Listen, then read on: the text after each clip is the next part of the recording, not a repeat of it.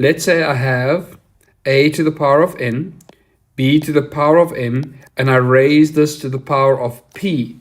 What this law says, that I can multiply each of the exponents on the inside of the bracket with the exponent on the outside of the bracket.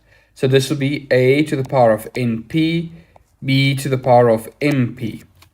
Let me show you a quick example. Let's say we have x cubed, y squared, and we want to raise this to the power of 4.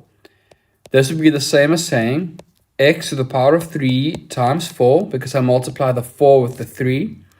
Y to the power of 2 times 4, because I multiply the 4 with the 2. And that simplifies to x to the power of 12, y to the power of 8. And the next law that we learned builds on the previous two. So let's say we have a to the power of n over b to the power of m, and I raise this to the power of p. Then now what I would do is I would distribute the outside exponent to the inside exponent.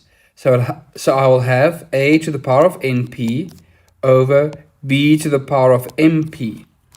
Let me show you an example. Let's say we have x cubed over y squared raised to the power of 4. Now I'll multiply 3 with 4 and I'll multiply 2 with 4. So this would be x to the power of 3 times 4 over y to the power of 2 times 4. And this becomes x to the power of 12 over y to the power of 8.